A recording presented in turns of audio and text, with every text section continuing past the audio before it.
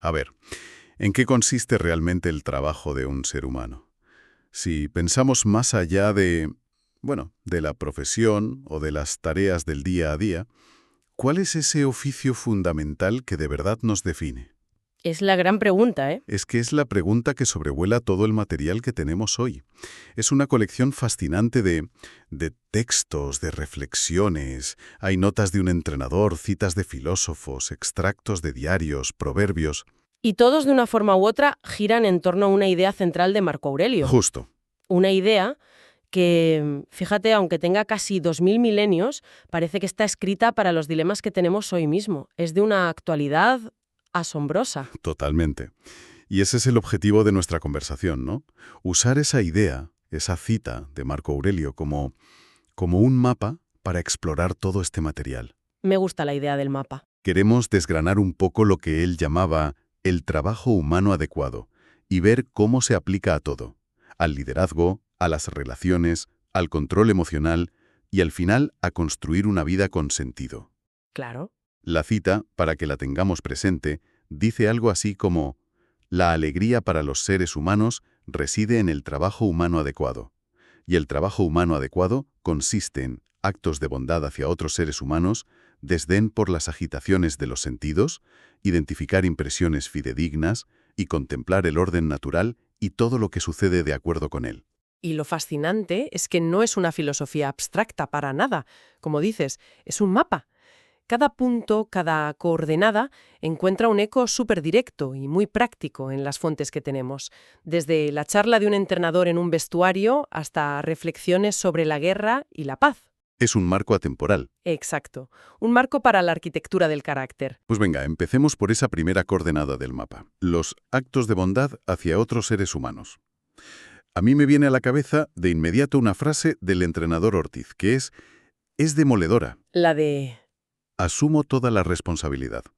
Y lo que me impacta es que no se está disculpando por perder un partido, ¿sabes? No. Se disculpa por algo mucho más profundo.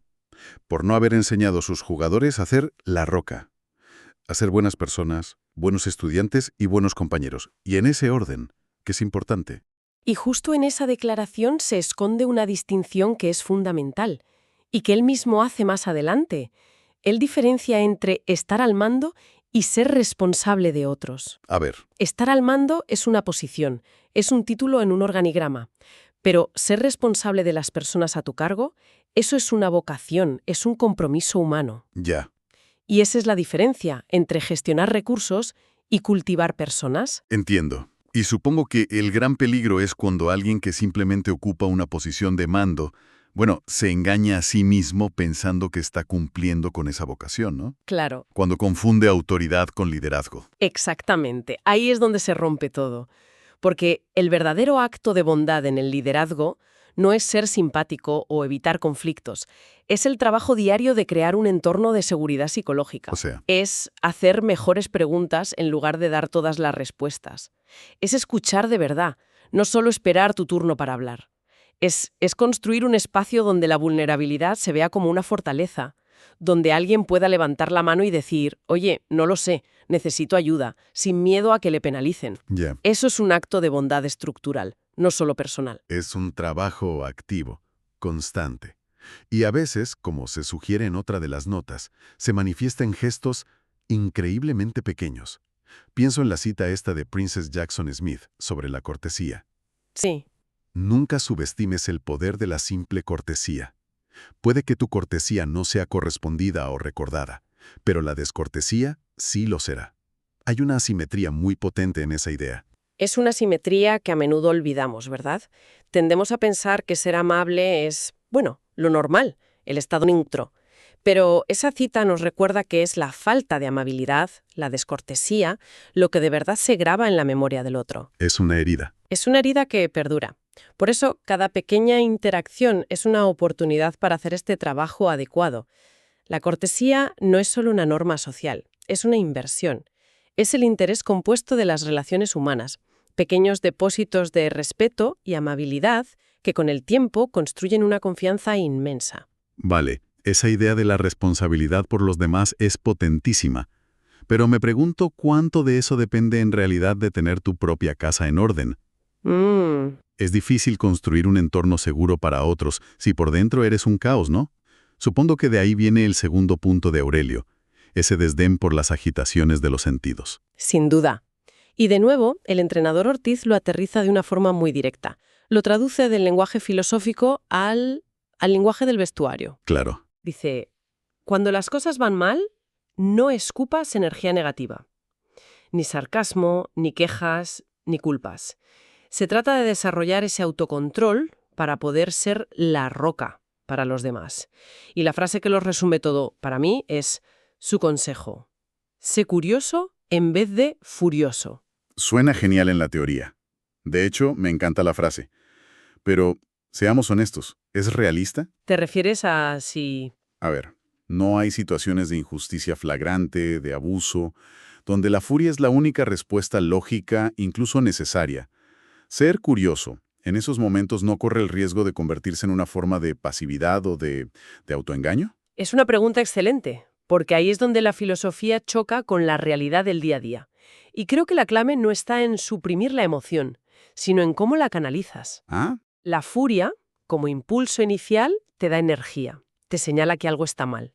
Pero si te quedas en la furia, tu energía se convierte en un incendio forestal. Quema todo a su paso, incluido a ti, y no construye nada. Vale. La curiosidad es lo que transforma esa energía en una herramienta de precisión. En lugar de gritar, ¿quién tiene la culpa?, la curiosidad te obliga a preguntar, ¿qué ha fallado aquí exactamente? ¿Cuál es la raíz del problema? ¿Qué palanca tengo que mover para que esto no vuelva a pasar? No es pasividad. Para nada. Es estrategia frente a la reacción visceral. Es lo que permite una acción efectiva en lugar de una explosión destructiva. Visto así, la curiosidad es la que dirige la energía de la furia hacia un objetivo constructivo. Precisamente. Y esa es la base de lo que en otra nota se llama dominar lo desconocido, conociendo tu yo profundo. La estabilidad externa nace del orden interno. No podemos navegar el caos de fuera si no hemos mapeado el territorio de dentro. Claro. Sin ese autoconocimiento, sin saber qué nos saca de nuestras casillas y por qué, somos una marioneta de las circunstancias. Y lo más impactante es cómo este principio individual escala a nivel social. Vaya, nunca lo había visto así. O sea que la misma lógica que usamos para no reaccionar con furia en un atasco es la que, a gran escala, podría tener implicaciones enormes. Como en el caso de la guerra que mencionan las notas de Tolstói. Exacto. Es una conexión directa y vertiginosa. La idea de Tolstói de que la violencia no puede ser derrotada con más violencia es el equivalente social de sé curioso en vez de furioso. Ya. Es la decisión consciente de romper el ciclo de reacción y contrarreacción. Y aquí es donde la cosa se pone oscura, porque los sistemas de violencia organizada, como los ejércitos, a menudo se basan en la anulación deliberada de este trabajo humano adecuado. Lo que decía Federico II. Si mis soldados empezaran a pensar, no quedaría ni uno solo en mi ejército. Es brutalmente honesto. Es la confesión de que el sistema requiere la abdicación del juicio individual. O como describe Edward Ekman, ese código militar donde la obediencia ciega anula la razón hasta el punto de que 2 por 2 son 5 si lo dice un superior. Uf. Esto es la renuncia explícita a la propia conciencia. Se delega el discernimiento en una cadena de mando. Y la psicología detrás es muy poderosa.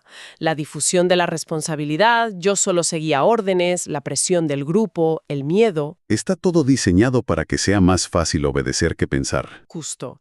El ciclo de violencia solo se rompe cuando un individuo o un grupo decide ser la roca contra la que se estrellan esas olas de reacción. Esa idea de la obediencia ciega me lleva a pensar en lo contrario. La importancia de saber en quién confiar y qué creer por uno mismo. Lo que Marco Aurelio llamaba identificar impresiones fidedignas. ¿Cómo se hace eso en la práctica? Pues, una vez más, las notas del entrenador nos dan una herramienta muy útil. Él propone un marco muy sencillo para evaluar nuestras relaciones. Dice que solo hay 2 tipos. Las que nutren y las tóxicas. Exacto. Las que te alientan, te inspiran y te hacen crecer. Y las que se basan en la crítica constante, la culpa y la queja. El primer paso para identificar impresiones fidedignas es hacer un inventario de qué voces estamos dejando entrar en nuestra cabeza. Es un trabajo de curación, ¿no? De nuestras fuentes de información y de afecto. Pero lo que me parece más difícil y más valiente de su consejo es la segunda parte. La advertencia. Sí, cuando dice, y si tú eres una de esas personas tóxicas, es hora de que pongas tu mente en orden, porque estás en el camino de arruinar cada relación en tu vida. Uf, Es que es mucho más fácil señalar a los demás como tóxicos que mirarse al espejo y aceptar que quizás la fuente de la negatividad somos nosotros. Ese discernimiento hacia adentro debe ser el más complicado de todos. sin duda, porque requiere una honestidad radical.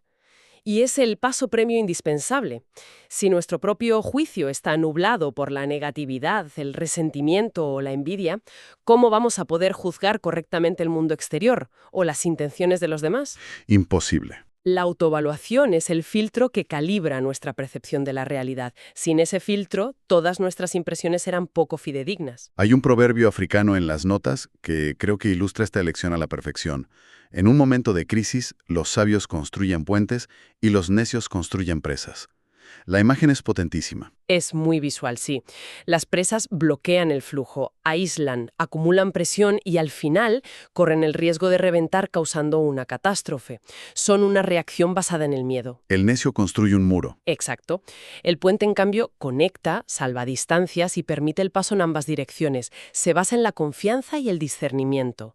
El sabio, ante el mismo problema, extiende una mano. Y esos puentes, supongo, son la respuesta a esa otra idea de las notas de que los grandes problemas requieren soluciones pequeñas. Familiar o una polarización social. Pero el puente no se construye de un solo golpe. Se construye tabla a tabla. Eso es.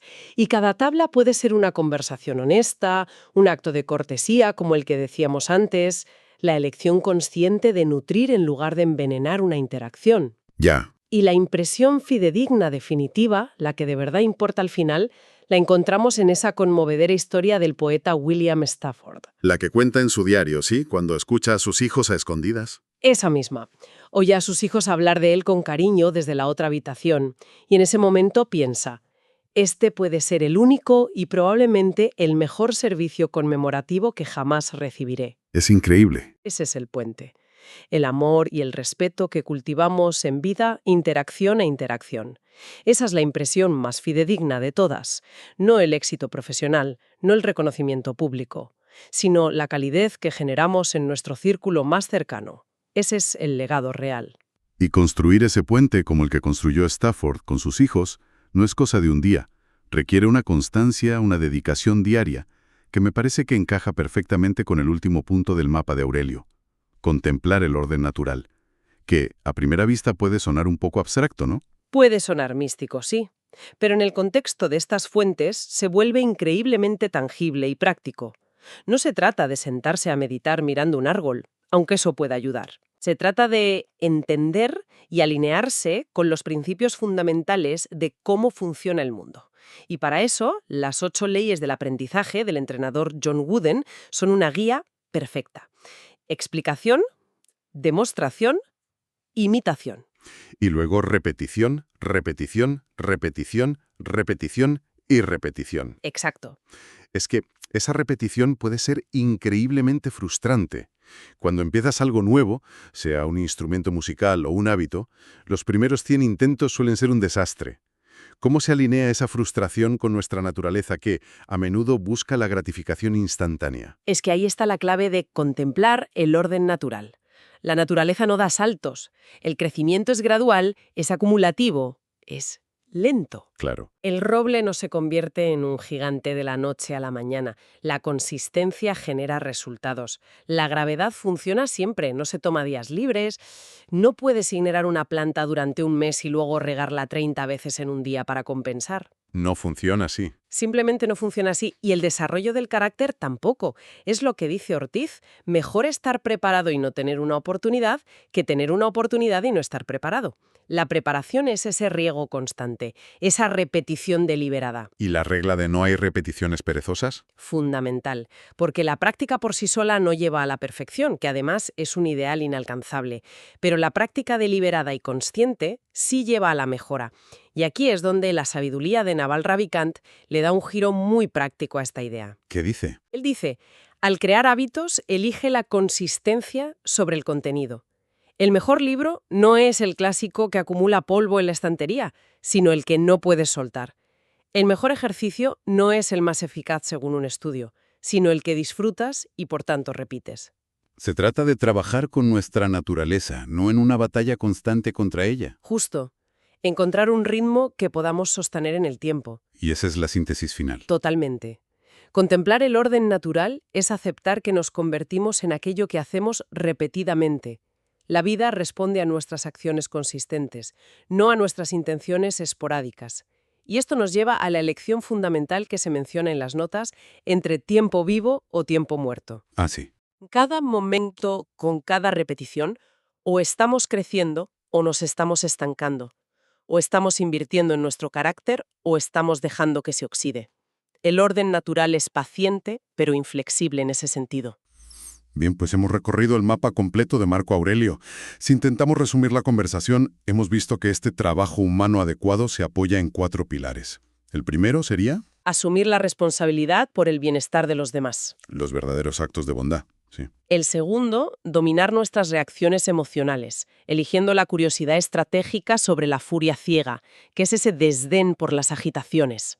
Tercero, construir puentes en lugar de presas, empezando por una autoevaluación honesta para poder identificar impresiones fidedignas. Y cuarto, comprometernos con la práctica constante y deliberada, trabajando con nuestra naturaleza y no contra ella, que es lo que significa contemplar el orden natural.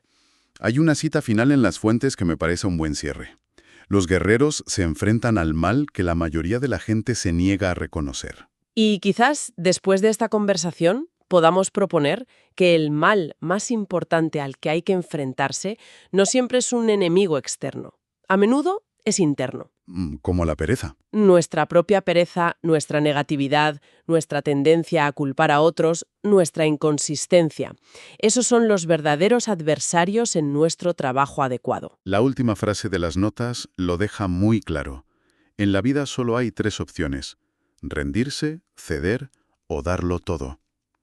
Creo que Marco Aurelio, el entrenador Ortiz y William Stafford ya nos mostraron cuál de ellas es la que lleva a la alegría, al carácter y a un legado que de verdad merece la pena. Y esto nos deja con un último pensamiento para la reflexión. Todas estas fuentes conectan de forma muy directa el desarrollo del carácter individual con la felicidad personal, el legado familiar e incluso con la paz social. Sí. Si este trabajo humano adecuado es la base de todo lo demás, la pregunta que queda en el aire no es una pregunta filosófica, sino una muy práctica. ¿Cuál es la repetición no perezosa más pequeña que se podría empezar a practicar hoy mismo para construir un centímetro de puente en lugar de un centímetro de presa en la propia vida?